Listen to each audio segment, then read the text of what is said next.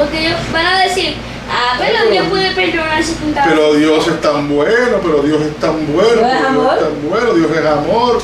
Esto es una iglesia de amor. ¿Cómo le vamos a decir a la gente que se va a perder en un infierno, que se van a quemar? Para los pelos del infierno. Pues, eso no le gusta escuchar a mucha gente. Pero es la verdad.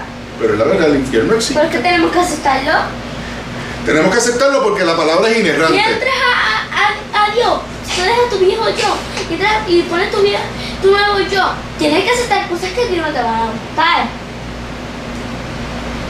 O sea, tú no vas a entrar y vas a venir como estabas tu viejo yo, no, vas a tenerlo en el corazón, aunque tienes tu nuevo yo. Eso no puede ser así. No pueden haber Porque dos. tiene las costumbres que tenías. Tu corazón en no el puede mundo. estar dividido, es lo que tú quieres decir. Tienes las costumbres que tenías en el mundo, ya no puedes tenerlas porque estás con Dios ahora. Se Y tu supone. confianza no debe estar en otras cosas del mundo y tiene que estar en Dios. Lo supone. Se supone, ¿verdad, Diego? Sí. Pero no siempre. Pero no siempre es así, lamentablemente.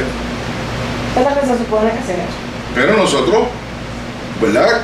Con la oración, con los ejercicios que hay que hacer espirituales, uno va buscando esa comunión con el Señor. Ok, y con esto voy a terminar. Voy a leerles esto. Vayan a Romanos 9. Con esto terminamos, gloria a Dios. Yo creo que la predestinación por fin. Ay, de verdad.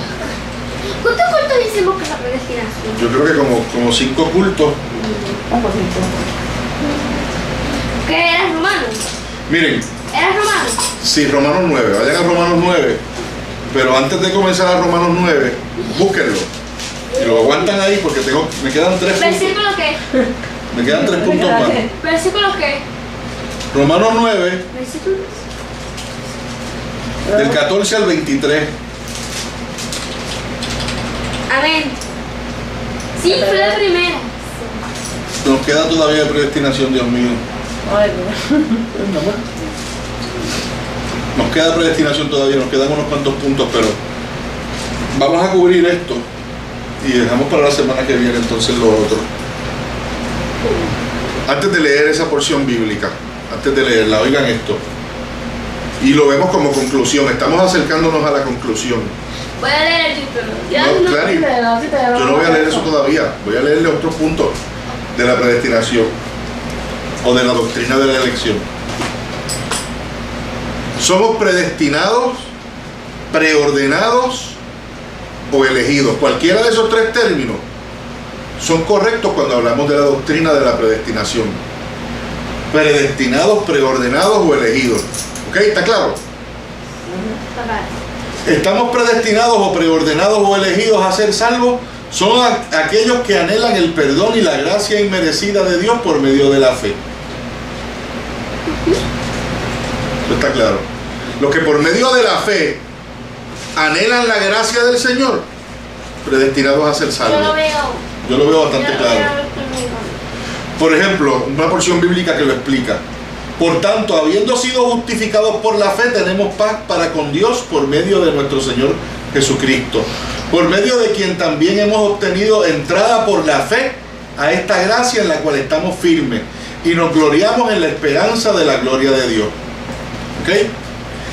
Estamos predestinados, preordenados o elegidos a condenación aquellos que niegan la efectividad de la gracia por medio de la fe en la persona de Jesucristo. Estas definiciones están mucho más claras y más fáciles que las otras que yo les he dado a ustedes. Sí.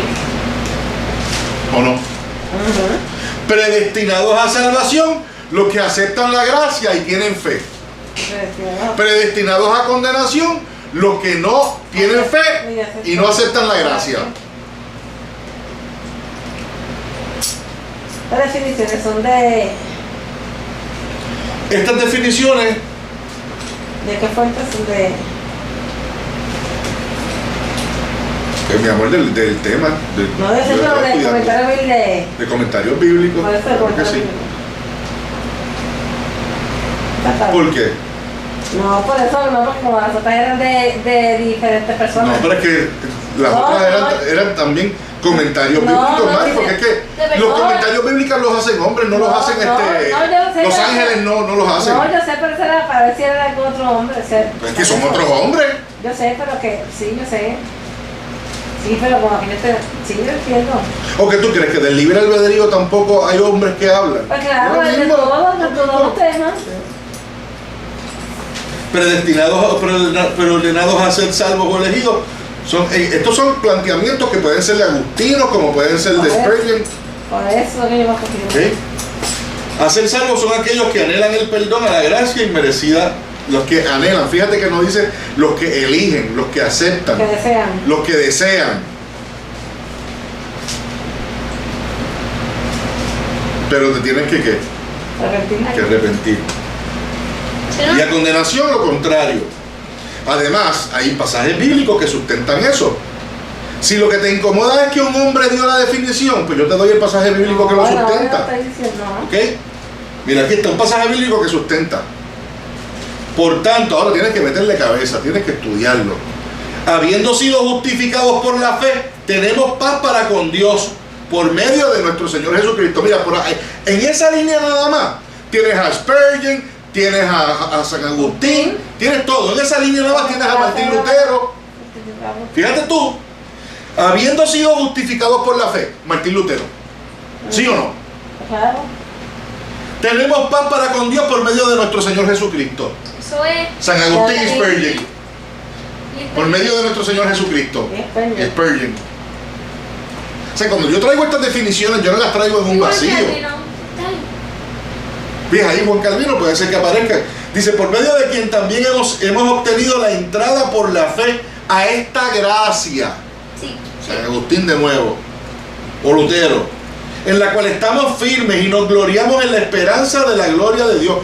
O sea, no hay teología, no hay explicación bíblica que no sea producto del pensamiento de un hombre. Claro. No la hay. Porque lo que Dios nos dio fue esta cabecita para entenderla. ¿Estamos? Ahora, tenemos otro pasaje bíblico que explica lo que es para condenación. Porque algunos hombres han entrado encubiertamente. Y esto está en Judas 1. Esto es un libro que está en el Nuevo Testamento. Dice, porque algunos hombres han entrado encubiertamente, los que desde antes, predestinados, desde antes habían sido destinados. Fíjate la palabra destinado. Para esta condenación. Destinados, que es lo mismo que destinado, exactamente, que predestinado. Y lo está diciendo Judas. Judas, en este caso, el hermano de nuestro Señor Jesucristo, hermano carnal. Y escribió esta epístola, que es bien pequeñita. Porque algunos, y él, mira lo que él dice, porque algunos hombres han entrado encubiertamente, los que desde antes habían sido destinados, o sea, desde el principio de la fundación del mundo, ya Dios los había separado para condenación. Claro, los había separado para condenación porque Dios ya no iban a aceptar la gracia. Y dice, para condenación, hombres impíos que convierten en libertinaje la gracia.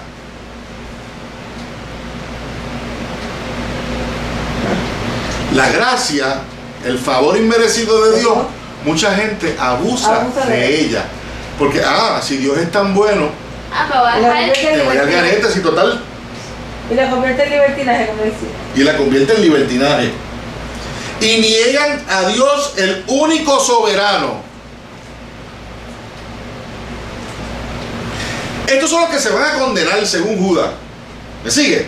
Los que niegan a Dios, los que abusan de la gracia, los que Dios destinó desde el principio, aunque no les gusta escuchar esa palabra. Mas quiero recordaros, ya que una vez lo habéis sabido, que el Señor, habiendo salvado al pueblo, sacándolo de Egipto, oigan,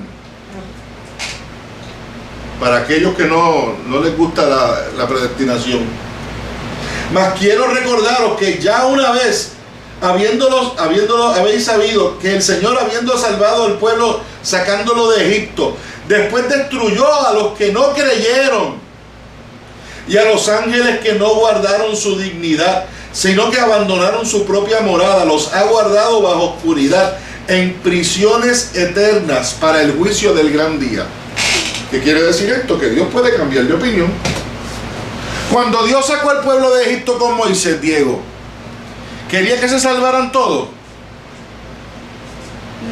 No. Sí. Sí. Pero en ese proceso, cuando estaban en el desierto, sucedieron unas cosas que no hemos llegado todavía a ellas, No hemos salido muy de... que hicieron que el Señor tomara una determinación con algunas personas, y esas personas murieron en el desierto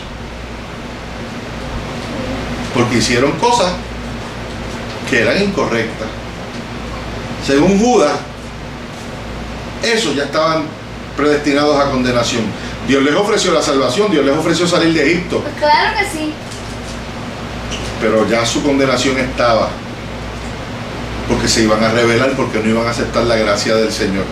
Y con esto terminamos. Romanos 9, vamos, que fue la que les envié. Ya, aquí estoy. Dice, y oigan, vamos a ver si entienden esto. ¿Qué pues diremos?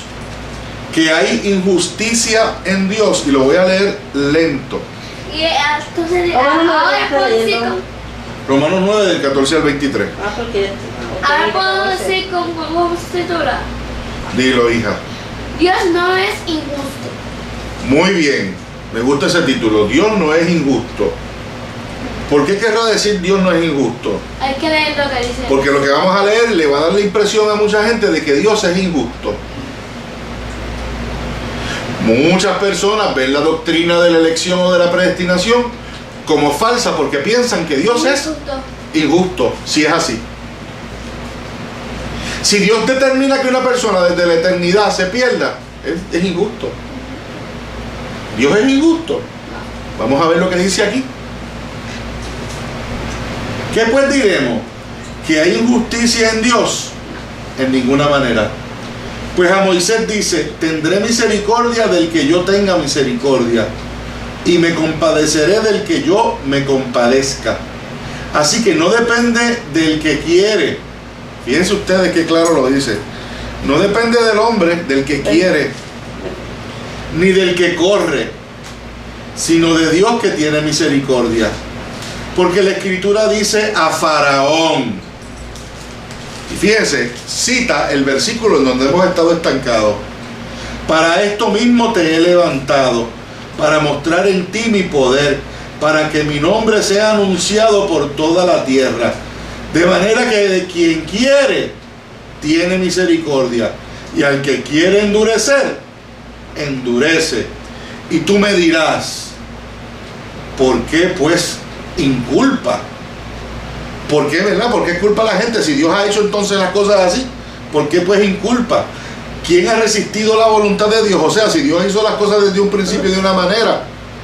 Porque es que la gente está viendo la predestinación como programación. Y por eso se hacen esas preguntas. Pero Pablo les dice, bueno, ¿y si fuese así? ¿Y qué? Si fuese que Dios de verdad programó a la gente desde el principio para que se pierdan uno y para que se salven otro. Yo creo que fuera peor. Fuera peor, y por eso es que él les dice, mira lo que le dice Pablo. Entonces ustedes me dirán, ¿por qué Dios inculpa? Porque ¿quién resiste la voluntad de Dios? Mas antes, oh hombre, ¿quién eres tú para que alterques con Dios? ¿Le puede decir el vaso de barro al que lo formó, ¿por qué me has hecho así? ¿O no tiene potestad el alfarero sobre el barro, para hacer de la misma masa un vaso para honra y otro para deshonra? Perdón. ¿Y qué si Dios, queriendo mostrar su ira, hace notorio su poder? ¿Qué notorio? Que lo vea todo el mundo. Soportó con mucha paciencia. Fíjense cómo dice. No fue que los hizo nada. No fue que los programó necesariamente. Los soportó. Con mucha paciencia. Con mucha paciencia los vasos de ira preparados para destrucción. Preparados para destrucción porque los programó para destrucción, o preparados para destrucción porque eran tan malvados que se iban a destruir. ¿Ven? Pero Pablo habla en este tono para que nadie esté contradiciendo a Dios en su soberanía. Fíjate cómo esto comienza. O sea, tenemos que entender de que Dios hace con su creación lo que Él